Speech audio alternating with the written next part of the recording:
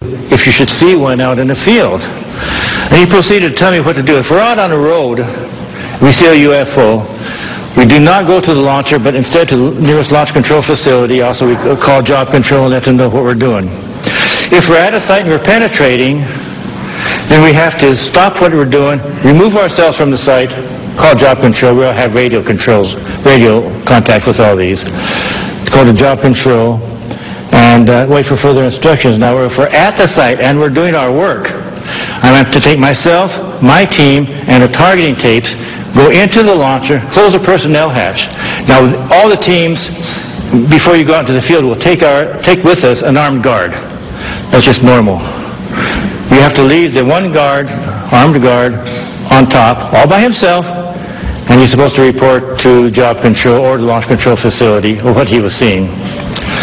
And then I says, okay, but then he says one other thing, don't leave yet. We're going to hold everybody back until we're sure that all the activity out in the field has ceased, at least for the time being. So I waited around about an hour and a half. He was all ready to go. And they contacted me and says, okay, you can go now. So I went with my team. We went out to the field. We started. We had to go to Oscar Flight. That's not a very pleasant thing. Oscar Flight is 120 miles. It's the furthest flight from the base. And in Air Force trucks, that's not the most comfortable ride. But nevertheless, we went out to Oscar Flight, and we restarted, I think it's either 3 or 4 missiles. This is where Bob was at the time. We restarted 3 or 4 of their missiles. The startups were successful, and I saw no incidents in the field. When I came back, we have to go through debriefing. First things I asked them upon return to the base, what about this missile out in Belt? They said as soon as daylight came, we were going to send choppers over. It was nighttime when they first saw it, and no one's going to have them scale down the mountain at nighttime. So they were going to send some choppers down and scale the mountain, scale the canyon daylight time. But as soon as daylight time came up, this thing shot up right through everything and just disappeared, more or less. So that was that. Now, also, about a week later, I also heard that a UFO was sighted over India flight, and there was a partial shutdown. I think 4 or 5 missiles was shut down at India flight with a UFO overhead, not the whole flight. And I had to go out and restart at least 2 of them. And then the rest of my time at Montana, I was involved in no more further UFO incidents. Nothing else happened. And then I went on elsewhere. Thank you.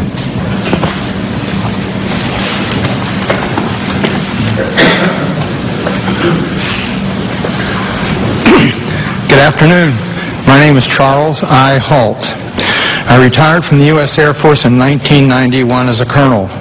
During my military career, I was base commander of 2 large installations, and at the time of my retirement, I was in the Department of Defense Inspector General's office with total inspection oversight of all services and all service agencies. In 1980, I was reassigned from the Pentagon to RAF Bentwaters as a deputy base commander. At that time, Bentwaters was one of the largest tactical fighter wings in the world. We had the 2 base complex, Woodbridge and Bentwaters in England, and 4 FOLs in Germany, and 2 additional standby bases. In December 1980, early in the morning, several of our security policemen discovered strange lights in the forest in East Anglia, just outside the back gate of RAF Woodbridge. 3 patrolmen, Sergeant Peniston, Airman Burroughs, and Airman Cabana-Sack, actually were dispatched into the forest and approached a craft. They reported it being triangular, approximately 3 meters on a side, dark metallic in appearance with strange markings. They observed it for a period of time, and it very quickly and silently vanished at high speed. Initially, I was not aware of all the details. I was only told of strange lights, and I was sure there was a logical explanation. 2 nights later, at the family Christmas party, we were interrupted. The on-duty flight commander for the security police squadron, Lieutenant Bruce England, came and approached the base commander and I. He was white as a sheet. He said, "It's back." We said, "What's back?" He said, "The UFO." Well, we still were, I should say, non-believers at that point. Since my boss had to do the presentations, I was tasked, unfortunately, to investigate. So I went home and changed clothes. I really expected to find a logical explanation.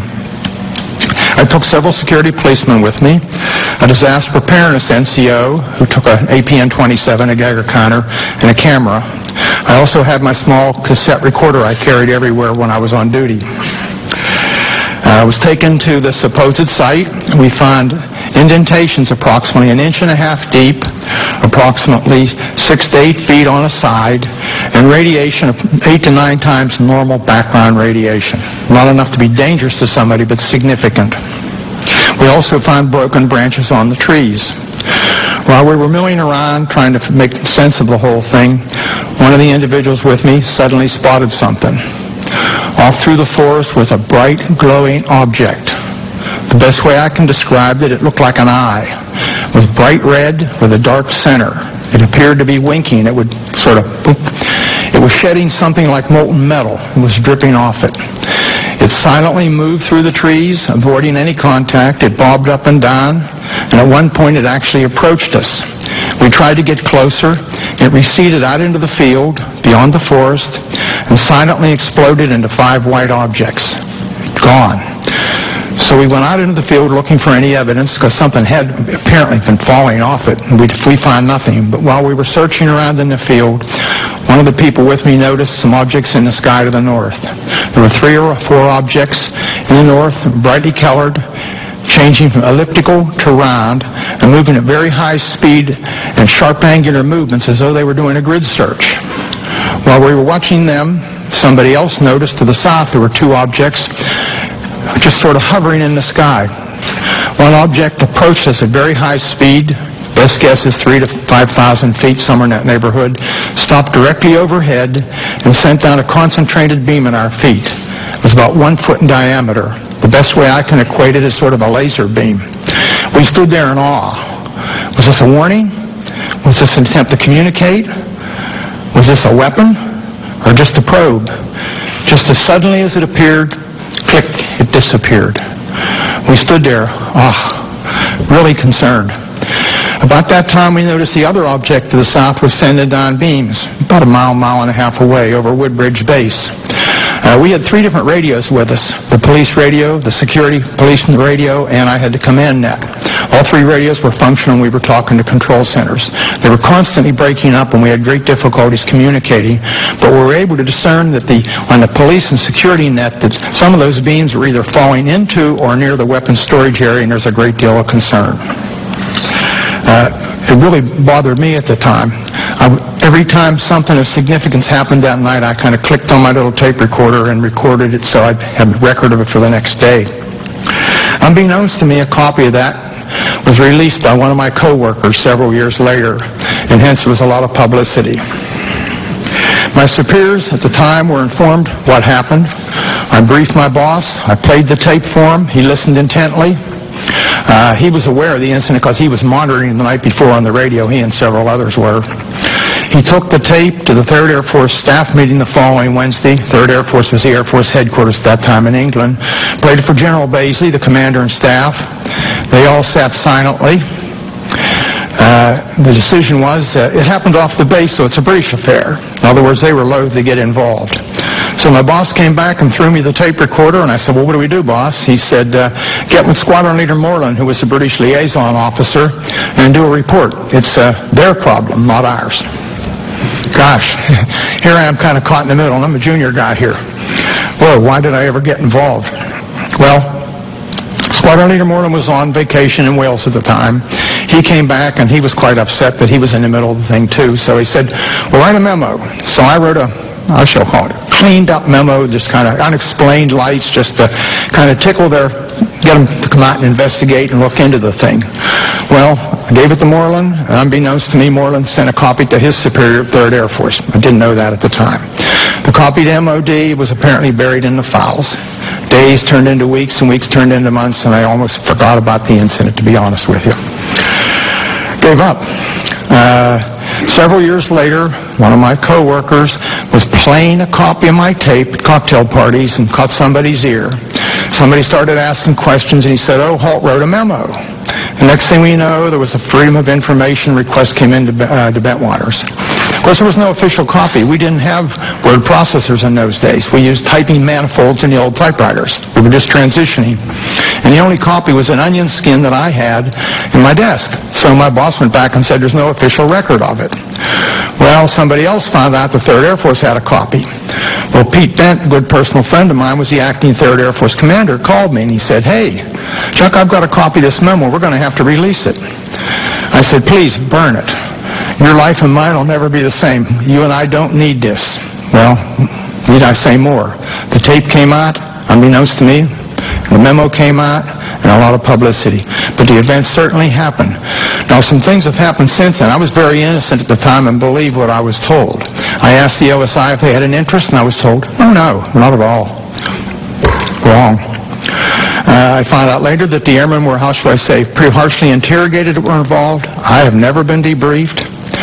I also found out later that the tower operator, both the tower operators at Bentwaters saw an object and picked it up on their Bright 2 radar and watched it. I found out that the tower operator in the weapons storage area actually saw something, as did a comm man who was working there, and saw it go down into the forest near us.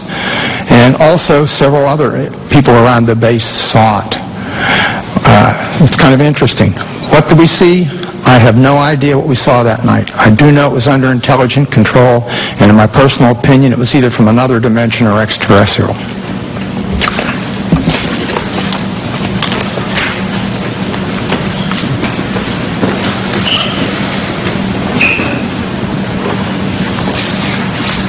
Good afternoon. My name is Jerome Nelson. From 1962 to 1965, I was an Atlas F ICBM Deputy Missile Combat Crew Commander, assigned to the 579th Strategic Missile Squadron in Roswell, New Mexico. Sometime during the winter of 1963 through 1964, while I was on alert duty in the Launch Control Center at Atlas Site 9 west of Roswell, my topside security guard called me on the telephone and reported a bright light that is a fully illuminated round object was hovering silently over the missile silo and shining a light down onto it. I could tell that he was serious, and his voice revealed he was very frightened. After perhaps 5 minutes, the object left the vicinity. Even before it left, I called the base command post at Walker Air Force Base and reported the incident. I was concerned the object would somehow sabotage the missile. I was surprised by the response I received, being told that the command post would take the unauthorized excursion under advisement. I was never debriefed by my commander or anyone else, which I found quite puzzling and frustrating. Over the next month or so, this type of incident occurred several more times while I was on duty at Site 9. I would estimate the total number as more than 3, but fewer than 10. On each occasion, I would call the command post, but each time my report was met with the same apparent indifference. During each of these incidents I witnessed, the guard would call the Launch Control Center and report the UFO. Several guards were involved over time and were all obviously frightened by the object hovering over the site. Their voices were actually trembling. Because of my duties in the Launch Control Center, I could not go topside and look at the objects myself.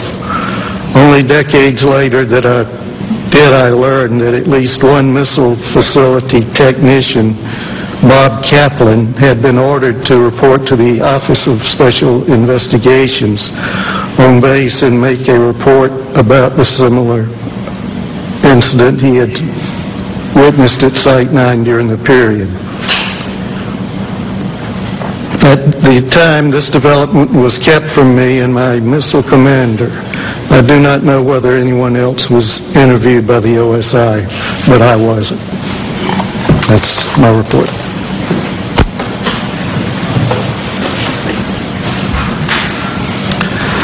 Good afternoon, ladies and gentlemen. My name is Patrick McDonough, and I'm here today to relate an experience that happened to me in September of 1966. It's 44 years ago, but that experience was so significant, it was basically burned in my memory. I haven't forgotten about it at all. But I am getting older, and I did want to put this experience and relate it on the record. A little background on me: I had enlisted in the Air Force in Berkeley, California, in first week of November 1962. At the onset of the Cuban Missile Crisis, it was going. I felt patriotic. And up to that time, I had been studying engineering in college. I had 3 years of engineering. And the Air Force, considering my background, trained me to be a geodetic surveyor. And I was assigned to 1381st Geodetic Survey Squadron in Orlando, Florida. We basically, in 1965, we moved to Warren Air Force Base in Wyoming. On average, I would spend 9-10 months a year on temporary duty, surveying for latitude and longitude at our missile sites and aircraft bases for positioning missile and aircraft guidance systems. Basically, the squadron's mission was to provide precise geographical coordinates for a missile or an aircraft inertial guidance system, so that the missile or aircraft would know exactly precisely where it was at when it takes off, while the intelligence agencies would provide the targeting information.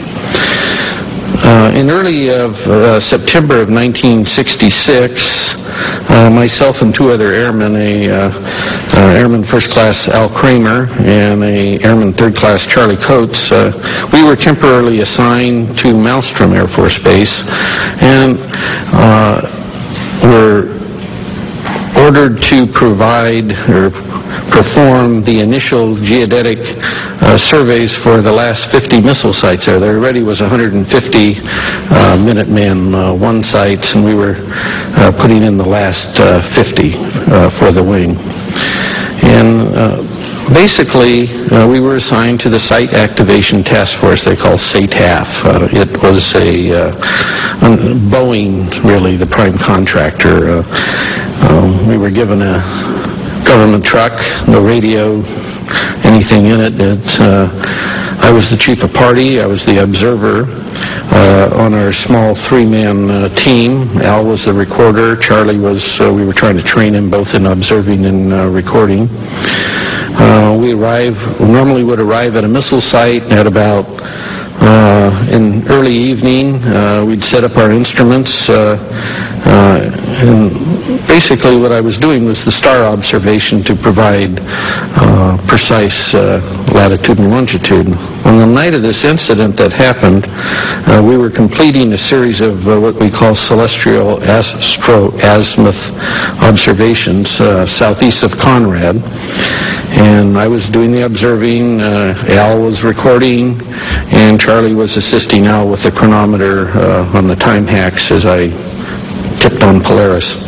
The unusual thing about this missile site I was at was that the blast hatch of the silo was open. And that was very unusual. Normally when I'd go to these missile sites, even though they were not activated yet with a missile, they were always closed. The monoliths were there. We do 4 monoliths and do a precise quadrangle. And the work we did was very precise. It involved a lot of, it was basically all using star shots. And so here's a site that we arrived at, and the blast hatch is open. And we're nearing completion of the star observations. We had been to the other 3 monoliths, and I was at the monolith at the next to the hatch. And it was probably about 1:30, and a unidentified flying object came from the north and stopped right over us. I would say it was probably about altitude of 300 feet or so, maybe a little higher. It's a little hard to tell in the dark. It was round. It had, I would estimate its diameter at about 50 feet, kind of like a pretty large, like a wingspan of a B-52, something in that range. It's pretty large. It seemed to have pulsating lights going around it, and it had a white light from the center looking down into the silo. There was no wind, there was no noise. Still only stayed there maybe 20, 30 seconds at most. And then I just remember, I'm staring up at the stars, right? I'm a pretty keen observer of what's above me here in the celestial sphere up there. And I just said to myself, what if this thing beams us up and takes us off to some distant place and never returned to Earth again? I mean, this is going through my head here while this thing's above me. And then from this dead stop, it shoots off to the east, just like now you see it, now you don't. It just, phew. And so after this UFO departs, I grabbed my instrument and jumped in the truck behind the steering wheel, and off we went. And we weren't about to be there if it came back.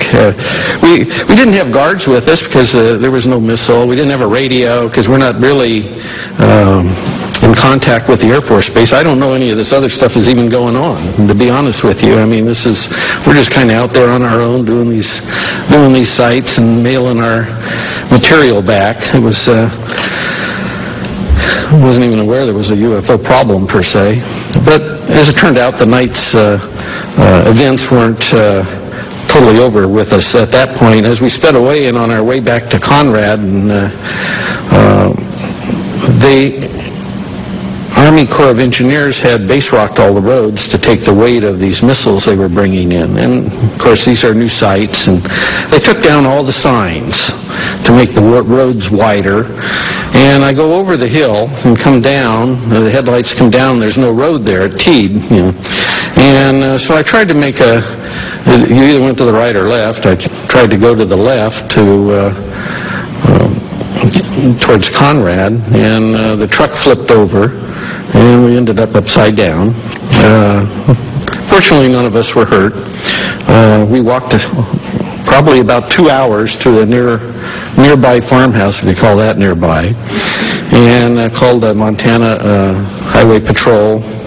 And the farmer drove us back to the accident site. And it was interesting when the highway patrolman arrived, because we told him, how did this occur? He was asking us, and we told him that his dispatch had told him there had been over 20 reports to his office that night in reporting a UFO in the area.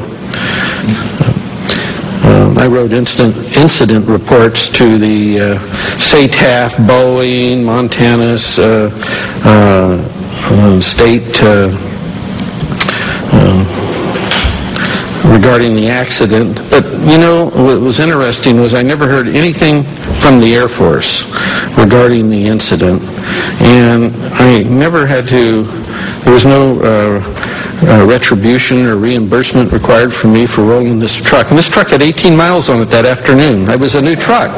Okay, so nothing. I heard nothing.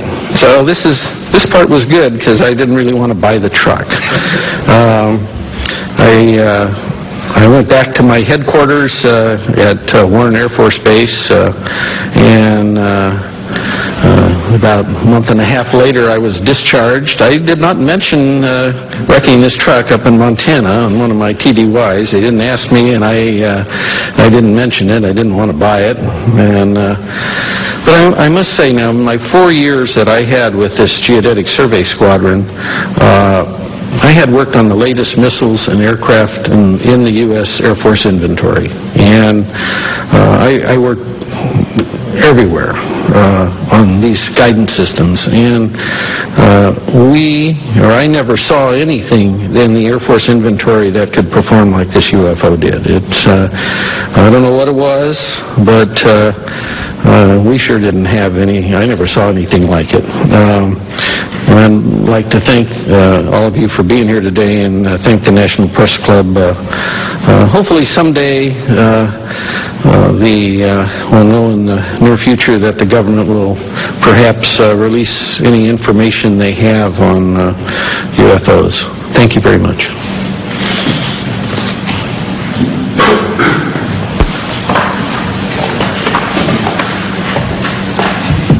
Hello, everybody. I'm Bruce Fenstermacher. I don't have any exciting stories like rolling a truck with 18 miles on it. From 1974 to 1976, I was a combat crew commander and a captain in the Air Force, stationed at F.E. Warren Air Force Base at the 400th SMS and assigned to Romeo Flight. In the fall of 76, my deputy, who I'll call Sam because he's not given me permission to release his name, we were on alert, trying to stay awake. We were listening to the conversation between the flight security controller of the topside NCO and the strategic alert team, the security alert team, the SATs. That was one way to stay alert, because the SAC duty is moments of terror with hours of boredom. And suddenly we heard the FSC call the SAT team and say, "Stop the vehicle. Get out of the vehicle and look around." I didn't tell them where to look or anything. And Sam and I looked at each other. And then he said, "What do you see?" And he said, "Oh, I don't see anything. I don't see anything." Holy bleep. I do see a white pulsating light in the sky. It's maybe 7 or 8 miles away. The FSC asked where it was. He said it's to the north. He said it's pretty close to where the launch control facility is. So my deputy and I did a double take. We called upstairs and we said, "What's going on?" He said, "You're not going to believe this, Captain, but right above us there's a huge white thing, pulsating light above us." And I had to call them to make sure I wasn't seeing anything. Upon prodding, he told us it was shaped like a fat cigar. I think he said a pregnant cigar. White pulsating light. Between the pulsations, he saw red and blue lights. It was silent, because I prodded him saying, is it some sort of helicopter? He said, "No, it's very silent." We're talking to him for several minutes, and he says it's starting to move away along our access road.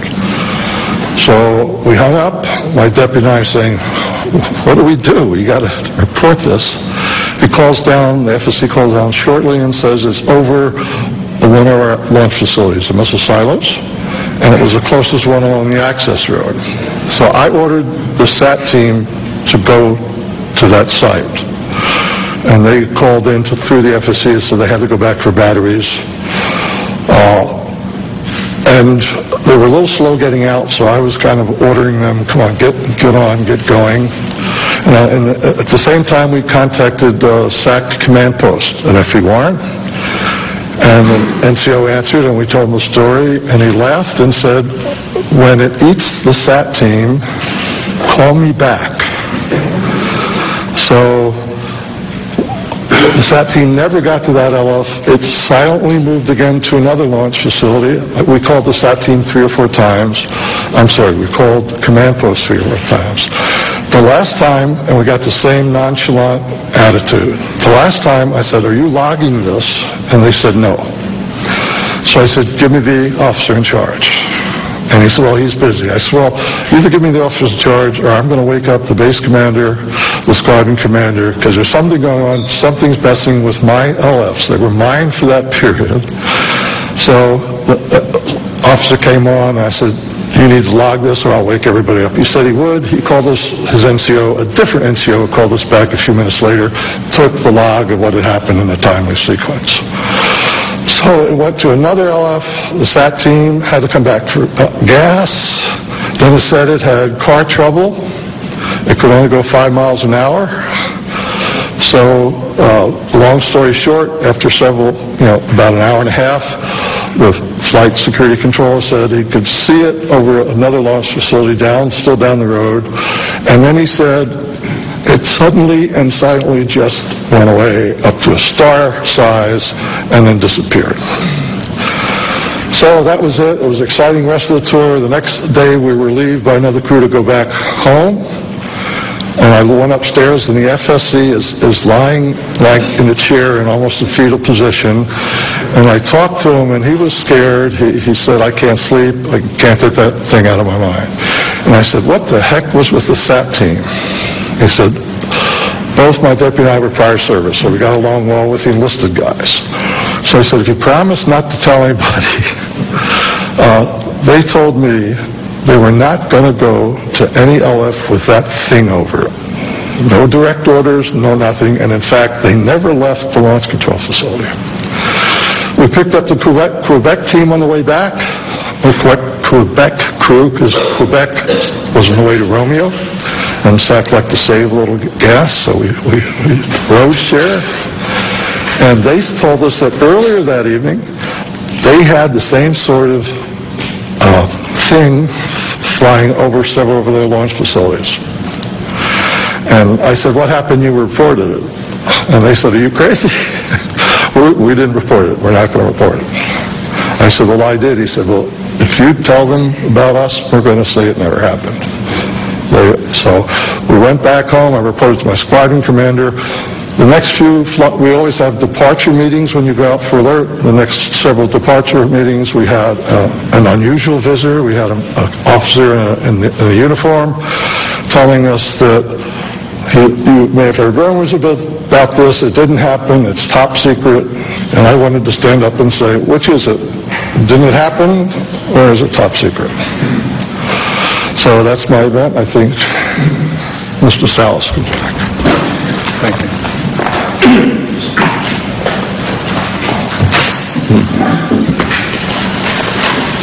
What you have heard here today is evidence of a phenomenon. It sounds fantastic, and it is fantastic. We presented this evidence in the public interest of open government. Our signatures on affidavits in the press kit that you have attest to the truth of our statements. Our evidence is now public domain. The real question is, what is the public going to do with it? This testimony. It has been a general practice of the media to scoff at these kinds of stories, make light of such testimony. We can only ask that you take the time to give some serious consideration not only to our statements, but to the statements of other witnesses out there who have similar incidents. There is also documentary evidence that helps support what we have said.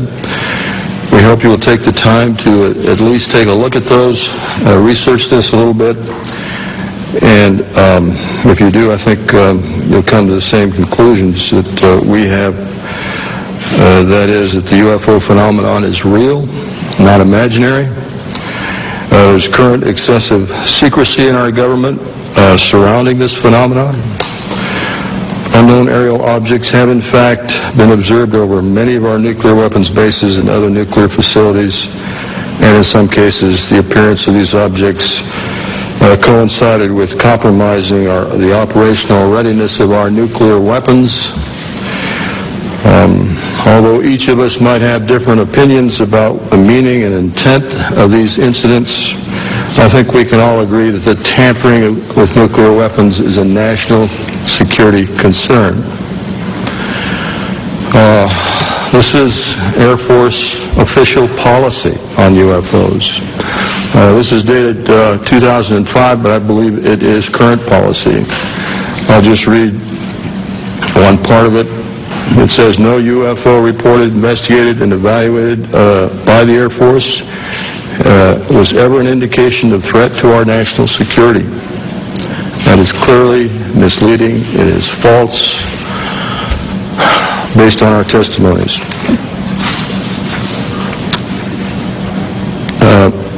This statement, the decision to discontinue UFO investigations, was based on an evaluation of a report prepared by the University of Colorado in 1969, I believe. This was the infamous Condon Committee study. There was substantial evidence to show that study was superficial and biased. In particular, the Echo and Oscar incidents I spoke about were never investigated by the County Committee, even though their principal investigator was well aware of these incidents. Obviously, the testimony given here today conflicts directly with that Air Force policy statement. We ask that our government answer to the public about the obvious discrepancy between our testimony and that of the current statement. Indeed, we demand an answer based on the foundation of our democracy that says, and I want to paraphrase Franklin Delano Roosevelt, President Roosevelt, the people should be strong enough and well enough informed to maintain the sovereign control over its government. Finally, I want to say, I think I speak for every one of us here, I have the utmost respect for all the men and women in the U.S. Air Force. I graduated from the Air Force Academy. I thoroughly enjoyed being a part of the Air Force, and I was honored to serve my country in that way. Our disagreement and challenge to the Air Force has nothing to do with the people of the Air Force. It has to do with official Air Force policy. And I think they are deliberately withholding the facts, not just in what you've heard here, but continuously since 1969. And by doing so, they're not allowing the people of this country to engage in the decisions regarding events that are clearly national security issues and concern to all of us. We're simply asking for the truth. Thank you for your attention. At this time, we're going to take questions. Mr. Hastings will take it from here. If you would go to the microphone over here and tell us what media you represent. Thank you. When you ask a question, I would ask first that you identify yourself and your organization, and then direct your question perhaps to a specific individual. That person will have to find his way to the mic, so there'll be a bit of delay. Yes.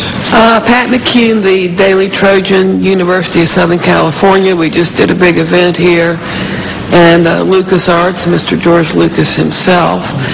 I wanted to commend all of you. You guys are soft-spoken, but you carry a big stick, and that's exactly the way to approach this issue. I remember when UFOs first got going, it was like a laughing matter until they started revealing themselves in the deserts, Arizona, Colorado, and so forth and so on.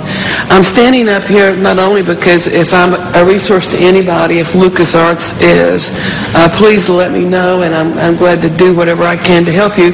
As well, I wanted to point out that my friend Charles Stone back here is something of a real authority on UFOs. He does quite extensive work on websites and all, and is a real authority if you need some questions answered. That's it. Hello, Jeff Schogel with Stars and Stripes.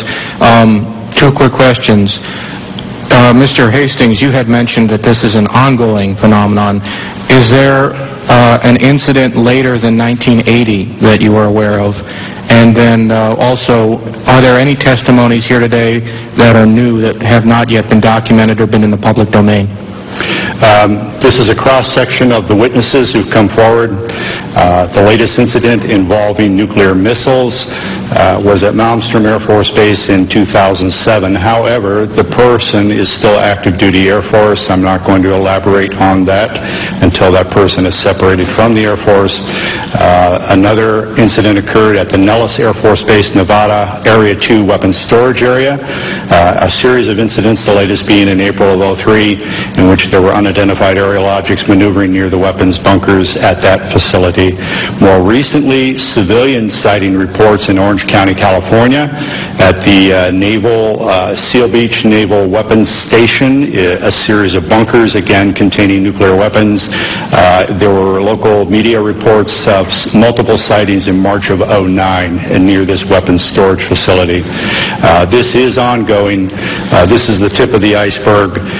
We can only catch as catch can. I am of the opinion that for every incident that I'm aware of and for witnesses that we've got in hand, There could be 10. There could be 100. There could be many, many more incidents that I'll never know about because the people won't come forward. They'll wait years or decades to talk about what they know. And is anything that has been said here not been in the public domain before? I'm sorry? Anything that has been said here, I know I've heard the incident that Mr. Holt referred to. I've seen Mr. Salas. Is there anything here? The other people that you've heard here today, I reckon you have not heard about. The testimony of the majority of these people have not hit the national airwaves, so to speak, or the national media. There have been websites, I've written articles and so on, but the majority of these witnesses have not received national or international exposure. I think if we could maybe limit one question per person so we can get everybody accommodated. Yes. Gentlemen, Stephen Smith, KSHE Radio, St. Louis. I commend you all for being here. What an incredible panel. And Robert, you and I have always spoken over the phone. I'm still editing the book. I was at Naval Headquarters in Communications during the Carter administration. And I can affirm what you're all saying. This phenomena is incredibly real. And one day, a gentleman came into our comm station, came up to me, I had never seen him before in my life, and said, "Do you know that we have aliens on ice?" And I was just taken back and speechless. I didn't pursue with any questioning. And he turned around and walked away. And walked out. I have been a contactee twice in my life, both times in Santa Monica, California, one in 1986, one in 1997. Incredible experiences that I won't go into detail right now. But I just want to say, bravo, gentlemen. Thank you. Spencer Ackerman with Wired. Mr. Hastings, could you elaborate on why you've speculated that the unidentified flying objects that all of you have described possess the agenda of trying to tell us to turn away from our path of use of nuclear weapons? Are there other potential explanations that you've considered and found less plausible? Is there a possible offensive threat to the world from these UFOs? As I said in my introductory remarks, that's speculative on my part. However, given the available evidence, that is a plausible scenario.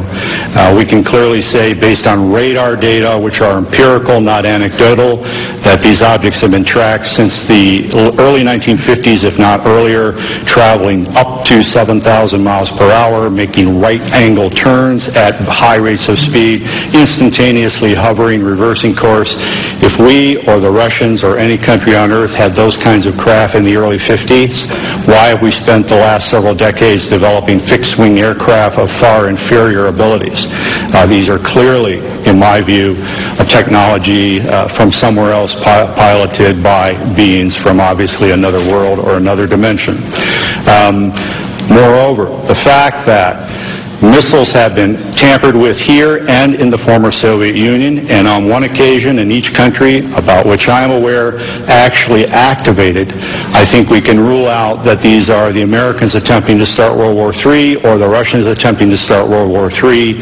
Again, the technology involved is so superior, and we cannot conceive of a logical scenario whereby either of our countries would attempt to activate nuclear missiles for any reason under the sun. Now,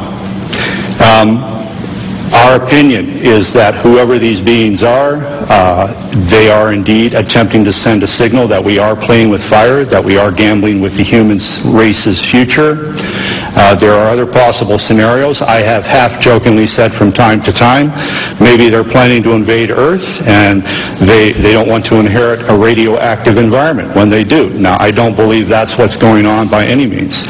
I don't think humankind is in jeopardy from whoever they are and what their intentions are, except we will have our minds expanded. There will be a paradigm shift. Traditional institutions such as religions, governments, other social institutions may indeed be threatened by what is coming. That is just a logical consequence of what is about to occur. But if indeed this Earth is being visited by other races, and if those races are, one or more races, are in fact repeatedly monitoring and sometimes tampering with our nuclear weapons, that secret, in our view, should not be kept from the citizens of this planet any longer. But you don't think there's an offensive element to their contact? I don't think there's any potential hostility, except, again, to closed-minded people. Sure. This is to the question of hostility. What you've heard up here, and especially in my case, they could have done a lot more damage, permanent damage to our weapon systems, and they didn't. All of these weapons, in my case, were brought back up on alert. It took a day or so, but everything was fine. If they wanted to destroy them with all the powers they seem to have, I think they could have done that job. So I personally don't think that this was a hostile intent. Hi, I'm Charles Stone with the Tiger News Service. I didn't ask my friend to come up and make that statement for me, but appreciate your patience. I've published internationally in the history of weapons of mass destruction, including going back to the 1940s, and these incidents go back to at least that period of time. That U.S. government military facilities that were doing high-tech development in that period of time also reportedly at least had UFO visitors of various types, and that there is archaeological evidence that there have been what we would call that there's evidence of what was almost certainly atomic warfare in ancient history, at least twice. And also that I'd like to mention that one of our biggest and most powerful government agencies was founded in part to monitor UFO activities. That was the National Security Agency in the late 1940s. Did you have a question, sir? Are you aware that the NSA was partially founded to monitor UFOs? I've heard rumors to that effect, and also the Central Intelligence Agency. In my view, those rumors aren't supported by any authoritative documentation at this point. I would not be surprised at the same time if that were ultimately proved true by historians, but that's as far as I think we can take it at this point. Right. Thank you. Thank you. Hi, my name is John Kelly. I'm a columnist at the Washington Post. Colonel Halt, you mentioned that when you went out you had a cassette recorder, a Geiger counter. You said a camera? Camera, 35 millimeter camera. First of all, did you take any photographs? And second, how does a cassette tape made by you, presumably for official purposes, end up at a cocktail party entertaining guests? Okay, two questions. Let me answer the first one. The disaster preparedness individual I took along, Tech Sergeant Monroe Nevels, also worked for the base newspaper part-time. He was a professional photographer on the side, had a degree in photography, had his own darkroom. In fact, when he left the base, we had serious problems because he painted one of his rooms with flat black paint. We had to redo the paint about 4 or 5 times. He took numerous pictures of the indentations, pictures of the broken branches. He tried to take pictures of the objects in the sky. He took the film back home, and it all came out fogged. Unfortunate. Now, he did it in his own darkroom. I used to have a darkroom and dabble in photography, too. He could have done it himself. It could have been a radiation, which I have doubts about, or something could have happened that we don't know about. But anyhow, the film all came out fogged. Sergeant Pennison had a camera. It was not uncommon for the security police on the perimeter to carry cameras because the British have a lot of, we call them bird watchers, people that catch tail numbers and follow the history of airplanes and climb over the fence from time to time, not to do any damage or any harm, but curiosity and try and get close. It's part of a game. So we would, if they did that, we would photograph them inside the fence and turn them over to the British police. Sergeant Pennison took his film to the photo lab and turned it in, and they told him it disappeared. I can't answer that. The other question, what was the other question you asked about the... So did you personally have a camera that were taking? I did not. I had the microcassette recorder. Keep in mind, we were just in the process of transitioning to word processors in those days, still using the typewriter. Our secretaries were very resistant to getting involved in modern technology. And so what I would do, I carried one in my pocket, a little linear, and we had the big linear machine in the office, and when I went around the base, I'd note, the fence is damaged here, this needs to be painted, whatever was going on. And I'd come back and give her the tape, and she'd type it up for the staff meeting the following week. So I just thought, well, I'll take the tape recorder along because I don't want to take notes. It's cold and windy, dark. So I took the tape recorder along. It was a little microcassette one, those little tiny ones. I still have it, by the way. I came back, and after the tape was played at 3rd Air Force, and I played it for Squadron Leader Moreland and several other people, Ted Conrad, my boss, said, make me a copy. So I made him a copy. He put it in the desk drawer, in his desk drawer. He moved on and was replaced. And the gentleman that replaced him thought it was hilarious to play the tape. I didn't know this at the time at cocktail parties. So he was playing a copy. A copy of that copy somehow or other got to a gentleman by the name of Harry Harris, a British barrister or a lawyer. Harry was an amateur ufologist. He and a guy by the name of Mike Sachs. I traced this down years later. And a couple of ladies named Brenda Butler, Dot Street, and Jenny Randalls, who were writing a book at that time, all got involved, and my tape got out into the public domain, a copy of my tape. What's on the internet now is probably a 5th, 6th, or 7th generation, but it's out there. So does that answer your question? Thank you. Let me interject that Robert Jameson, the missile targeting officer from Malmstrom in 67, does need to catch a plane, and so if anyone wants to direct a question to him, you'll need to do it in the near term here. Hi, Ledge King with Gannett, Washington Bureau. I have 3 questions, 2 of which can be answered by raising a hand. The first is, have any of you been contacted in the last month, I guess, whenever this event was being planned, by a government official telling you not to show up or trying to dissuade you? Any of them? Any of you? No.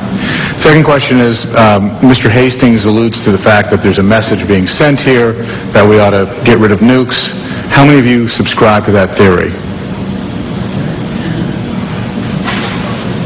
The theory that you support getting rid of nukes, first of all. I don't think he said that. What you're being asked is, Bob and I are of the opinion that the bottom line is the best explanation for what has taken place at our nuclear weapons sites is that whoever are in the UFOs are in effect sending a message, perhaps getting rid of nukes, expressing displeasure or concern, but certainly indicating an interference with the weapons. You're being asked whether you subscribe to that or not. Do you support? Not quite to that degree. I think they're modernists to make sure we don't mess things up. Do all of you support getting rid of nuclear weapons? Show of hands. Okay. Can I just add? Sure. With regard to the reason I came to the conclusion that this was a message, simply, again, they could have done a lot more destruction, I think, to our weapon systems, and they didn't. It was simply shining a light on our nuclear weapons, and literally shining a light on nuclear facilities. This has happened all over the world. I can point to other instances where UFOs came over, shone a beam down on the weapons storage area where nukes were stored. To me, it's pretty clear. This is just, we're shining a light on this. We're pointing it out. What are you people doing with nuclear weapons? And my final question, which does require somebody to speak, is, you've talked about how society and the mainstream media sort of are very dismissive of all this. Can one or two of you talk about sort of the personal journey you've come to in terms of, approaching family or friends or others about this when people may think it's kooky to talk about this? Can one or two of you talk about how was it difficult? How difficult was it? That sort of thing. Thank you. Well, as a person who is very, very skeptical about this, what I call UFO nonsense, When that happened that night, and I thought through the process of what the logical explanations are, after that, I was very careful about who I told what, because some of my friends, when I started on this, just laughed. So I got ridiculed. I was used to the ridicule from the Air Force, except for the dual standard. We're going to ridicule, but it's secret and don't talk about. And coming out was my... I came out a little bit. I talked to Robert. I gave him a little bit of the story. I didn't want my name to come out. I was concerned. I don't want to be considered a kook. I don't want to, because I consider, not so many anymore, but I consider some of the extremists a bit kooky. But I think it's more important that we come out and tell our story rationally and see that we aren't kooks, and this is what happened, and make your own judgment. But one of my concerns is that you all think I'm a kook, and I'm old enough that I don't really care that much because it happened. So is that okay? How old are you? 68. Going on 95. I would briefly add to that I made a decision decades ago that no matter who laughed at me or threw things at me, I would speak what I knew to be the facts. The world is filled with self-appointed UFO experts, persons who have all the answers, even though they've studied none of the facts. The scientific community is chock full of those folks. Journalism, frankly, is chock full of those folks. We're presenting credible witnesses for open minds, people who have an objective sense of their duty to inform the American public about the reality of the situation. We're providing you not only these witnesses, but many other witnesses who can testify as to the reality of all of this, and you may draw your own conclusions. I'm Lisa Fan from Epoch Times newspaper. My question is towards Mr. Arneson. You mentioned someone over there trying to send us a message. I wonder what kind of a message. Do those aliens consider our Earth people have a threat to them, or they just try to defend, or they try to come here to occupy, take over Earth? What kind of message do you think? If I knew that answer, I wouldn't be here. I really don't know. But they're trying to tell us something without a question. Whether it's don't go much further, get rid of the things, I don't have any idea. Are they from the extraterrestrial? Who knows? Are they from other dimensions? Who knows? Are they from underneath the Earth? Who knows? Your guess is as good as mine, and I can't answer that question. Anything else? The government are trying to conceal this information, the fact actually, for all those years. Do you think this will do good for the society's stability, or is a kind of prevent for some advance or further research for our society? No, that's a big one. We have been lied to for so many decades about the truth of the matter, and I think we need to have more openness in society as far as what these things are.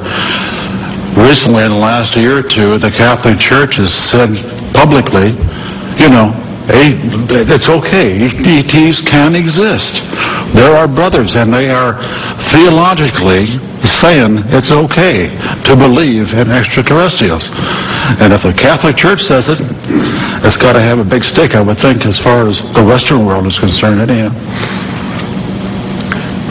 Do you think right now it's a time for human beings to admit there are other spiritual beings in the universe besides the human race? Oh yeah, I think that's so. The thing is, people are so wrapped up nowadays in their own world. They're worried about jobs. They're worried about mortgages. They could care less about UFOs and ETs and paranormal events and whatnot. That isn't even on their radar scope. Unfortunately, but that's... Yes, sir, and not your high school or college set every year. I understand that. I haven't spoken to college students that much myself, but I understand that is a fact. Yeah, and that's healthy. I think that's goodness. We have the church a lot of laugh at you, but Oh, yeah. I just wonder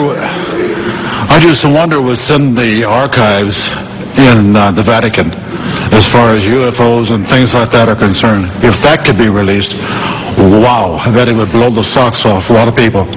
That would be interesting. Okay. You asked what would the potential changes be for society, would this be good? Let me briefly summarize and say, in 1975, a former CIA official, Victor Marchetti, wrote a best-selling book called The CIA and Cult of Intelligence. The CIA took him to the Supreme Court to attempt block publication of that book. Ultimately, a redacted version of it was released. It was the first book in American history to be censored by the U.S. government. The same Victor Marchetti, in 1979, wrote an article for Second Look magazine. The title, I believe, was How the CIA Views the UFO Phenomenon. He said, among other things, this subject was so sensitive that you did not talk about it in the agency unless you had a need to. Nevertheless, there were rumors floating around at the highest levels of CIA about recovered crashed UFOs and the bodies of their crews. Thirdly, Victor Marchetti said, in his opinion, as an intelligence analyst with CIA for, I think, 11 years, he was of the opinion that no government on earth will voluntarily release this information because it would jeopardize the status quo, i.e. their power. Even if there's no hostile intent or implication to the visitation of these beings, if indeed these are extraterrestrials, even if they're not meaning us any harm whatsoever, governments have nothing to gain and everything to lose by admitting the reality of this. And Victor Marchetti's opinion is that this will probably come out, by some action on the part of the phenomenon itself, which will leave no doubt in anyone's mind. But don't expect Washington or Moscow or any other government to volunteer the reality of all of this. Thank you. I'm Jim Canan. I'm a defense writer of long standing in this town for Gannett Newspaper's Business Week magazine, and I was senior editor of Air Force magazine. I'm going to ask a question, but I want to contribute something. When I was on Air Force magazine, I was told by an Air Force colonel of long acquaintance that this was real and that we were actually dealing with the aliens. I never had the guts to write. He said, you won't have the guts to write this. I said, no, because I have to confirm it. And if you can't tell me how to confirm it, he did give me a couple names, but it didn't pan out. I was like all the rest of the press. If I couldn't confirm it, I wouldn't write it. Now, that may mean that we're somewhat cowardly, but at the same time, it means that we're also very careful. I do sympathize with the members of the press who do not write about this, even though I myself am convinced of it by now, because I was one of them once. But now, I have a question contemporary. 2 years ago, the Air Force Chief of Staff and the Secretary of the Air Force were dismissed by the Secretary of Defense for, among other reasons, being sloppy in their management of nuclear weapons. We transported an armed one somewhere. We sent components overseas and so forth. This shook up the Air Force. I want to ask you gentlemen, in the aggregate or individually, do you think that this evidence of malfeasance ranks up there with not telling the public about alien or UFO intrusion at nuclear sites? Is there an equation there? Can I speak to this here? I don't know about ranking, but it points out the dangers of nuclear weapons. The fact that these accidents have occurred, serious accidents with nuclear weapons, and it just points out to how dangerous it is that we have them. I don't know how to compare that with the cover-up. I'd have done an analysis of the cover-up, and I'd be glad to give it to any of you guys that are interested. But I think it's related in the fact that the cover-up of the fact that the UFOs did intercede with our nuclear weapons is extremely important. May I add something? This Air Force colonel who talked to me about all this. He did so in result to my questioning about it after a Japan Airlines freighter over Alaska was trailed by a UFO in 1987. I called all over Elmendorf, FAA, the Pentagon. And then I was approached by this colonel whom I have known who said, I understand you are interested in UFOs. And I said, yeah, well, I have something to tell you. And since he had known me a long time, that's why he got into this. It had no great enterprise on my part, and I still don't know what to believe. But would you comment on... He also said, though, that we have a lot of misconceptions about what they are here for. He said they basically don't give a damn. They don't care what we do. They're here for their own purposes. And that any notion that they should land and say, take us to your leader, boggles the imagination because they don't care about that kind of thing. And I said, well, do you have any idea why they are here? He said, no. And he didn't think anybody else in the Air Force or anywhere else did either. How does that... Let me interject. Regarding the November 87 radar tracking incident that you alluded to, right, and in recent years, you may know that the number 5 guy in the echelon at FAA, John Callahan, right, has gone public and said that shortly after that happened, CIA agent, 2 agents, I believe, and some other government types convened a meeting at FAA headquarters and said, we want all the radar tapes, all the voice tapes, and this never happened. I wasn't here. John Callahan said, how come we can't tell the people about this? According to this FAA administrator, the CIA agent said the people would panic, the public would panic. John Callahan, to his immense credit, kept some of the data down in his office. The CIA agent said, give me all of this. He gave him everything that was on the table, didn't tell him about what was downstairs. And when he left the agency, John Callahan released that to the public. So CIA is still quite involved in all of this. Leslie Kane's great book includes that again. I think regarding...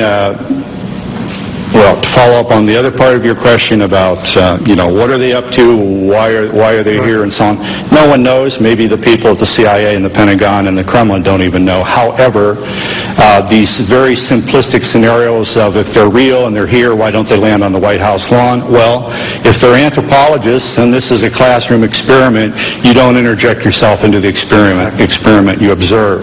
Or an alternate scenario, if this backwards planet is on the verge of a nuclear holocaust, maybe on a limited basis you intervene in a way that the Pentagon knows what's going on, the Kremlin knows what's going on, except for troublemakers like us, the public at large in neither country does not know what's going on.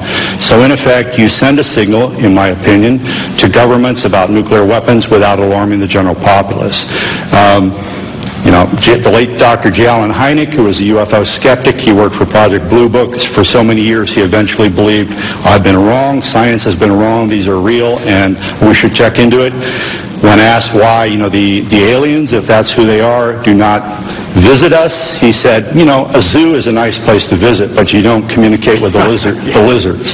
So, there's any number of plausible scenarios to explain why we have not had open contact. I am of the opinion that whoever they are have enough sense to know that if they interject themselves into our reality in one fell swoop, there could be very dire repercussions. Whereas, on the other hand, if they engage in an on-again, off-again cat-and-mouse behavior that allows a slow psychological conditioning of humankind toward the reality and the presence of themselves, then when open contact, if that indeed is in the cards, occurs, there will be far less trauma.